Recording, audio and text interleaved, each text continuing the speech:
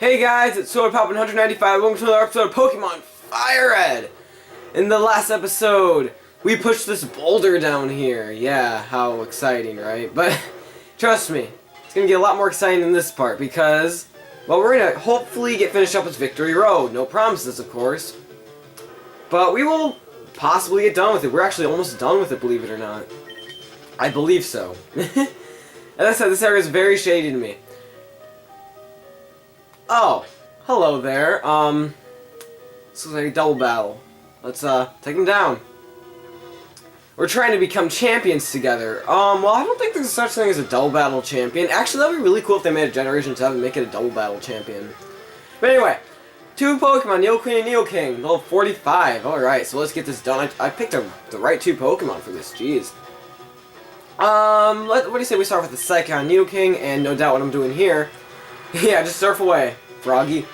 Anyway, in the past couple episodes, they've only been very short episodes, 11 minutes about. Well, that's... I could say that's my fault, but... You see, the last couple episodes I've recorded up to 30 minutes of footage. But, after I cut out everything, it gets to be a lot less. So with all the trainer battles I've been cutting out recently... I've turned a 30-minute video into a flippin' like 11-minute video. So I sort of go until I think I made a lot of good progress in the area, and then I'm like, okay, I'm done just to be safe, so I don't have like a 20-minute video or something long like that. So for those who are wondering why some of the videos have been short lately, yeah, that's why. Speaking of short, this battle was very short. Yeah. Oh, but what? You lost. Ha. As a matter of fact, there actually is a double battle gym leader in Pokemon Ruby, Sapphire, Fire, and Emerald. Gosh, I can't talk today. So yeah, so there is not a... Oh my gosh, we're done. But if you talk to this guy... Oh my goodness. If you talk to this guy, he will teach you one of your Pokemon Double Edge, which is a very powerful normal type move. I don't think I'll be teaching this to anyone, though, because it's 120 power, I believe, but it does a lot of recoil to yourself, so there's a big drawback. Be very nice on Melody, but I do like that body slam.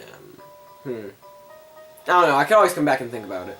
Man, I wish I just got to the end of the last... Oh, I know, I couldn't, because I remember at the very end of the last part, I heard someone knocking at my door, so... Anyway, Route 23. No wild Pokemon past this Victory Road, and... Wow, I actually took the wrong path. You can say we have a not maze at all there, so I can't say that it's amazing. Anyway, we're at the Indigo Plateau. The final 5 fights await us. Problem is, I don't know if I'm ready. I'm very underleveled to be taking on the final 5 fights of the game. So, what I'm going to do... Man, I'd hate to have such a short episode like this, though. Well, I don't want to go fight them in this episode. I want to save it for separate episodes. So, instead, I will be preparing. Let's talk to this person here. So, coming in here, you're going to be wanting to buy a lot of revives. As a matter of fact, I'd recommend bringing at least 35. Because, well, if you do your math, okay, so there's 5 fights. So you get to heal after 4 fights. And let's just say that all 5 of your Pokemon fainted after every fight. Because you need to have 1 more remaining to be able to win the fight. So if you do 4 times 5, that's 20. So you need at least 20. But of course, you're going to want some left over for some of the fights and after the 4th fight. You can be ready for the 5th fight. That's my reasoning. I know I'm a geek sometimes, but just trust me. It's gonna pay off. Same thing with full heals, hyper potions, all that other good stuff. But for full heals, we're going to buy 15. Oh, what else can we buy? Full restore is very nice as well, but I don't have nearly enough money for these things.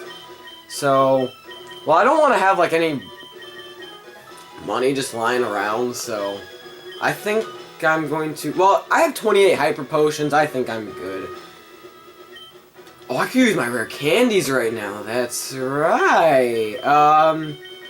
Yeah. Well, I'll see about that. Because if you... Actually, one of my friends taught me this a long time ago. If you use a rare candy on a Pokemon that's fainted, you will revive that Pokemon and it'll have 1 HP. So, that's pretty sweet. One of my friends taught me that a long time ago. I've never forgot it to this day. Anyway, Calm Mind. I'm going to just be going through my TMs really quickly here.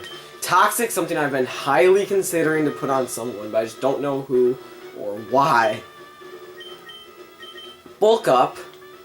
I'm having a pretty hard time deciding here. Hidden Power, that'd be nice if I knew what my Pokemon's Hidden Power was. Oh, something that I've been trying to debate on for a while. Not Light Screen, but I've been debating on Venus and Solar Beam. So, yeah, I'm trying to just decide if I'm going to be teaching that or not. Also, Giga Drain on Venus. That's another thing I'm really considering. Anyway, here's that Solar Beam right there. Melody can also learn it, because Melody can learn, like, flipping everything, almost. But I would need to teach Sunny Day along with Solar Beam so that I can have a good move. But if you think about it, time for more math time with Brandon. Here we go, Razor Leaf. Let's take a look at Razor Leaf. 55 power, 95 accuracy. Oh, by the way, before I continue on here, you can skip the rest of this episode if you want, because this is just going to be preparation episodes. We're not actually going to be fighting any of the Elite Four. So if you don't want to see this, go ahead and skip it. I don't mind at all. Anyway, so time for some Geek Time with Brandon. 55 power versus 120 power. If you do 55 plus 55, that's 110 power. So I'd be using 2 Razor Leafs anyway. Solar Beam's a 2 charge turn attack. So if I were to use Sunny Day and then Solar Beam, that'd be 2 attacks. But I could also just be doing 110 power on that chant and that on the second turn with a high critical hit ratio. So I could be getting a critical hit with that highly a lot. But if Solar Beam were to get a critical hit, that would be a whopping 240 damage with 100% accuracy, so I wouldn't have to worry too much about missing. If I were to slap both moves on Venus, well, I'd be on my 2 best status moves, so I wouldn't want to be doing that. But, so yeah, that's sort of like my little debate right there about Solar Beam. Yes, I'll stop teaching and I'll decide off camera. Return, very powerful move, 102 power at max happiness. I'm pretty sure all these, besides Steve and maybe Froggy, are pretty much max happiness. So I could teach it to Melody, but I like that paralysis with Body Slam. But if I were to debate over 85 power and 102 power potentially, it doesn't actually say the power, but you know, you sort of just have to guess. I know it's definitely over 85, because Melody probably fainted the least in this whole walkthrough. I think.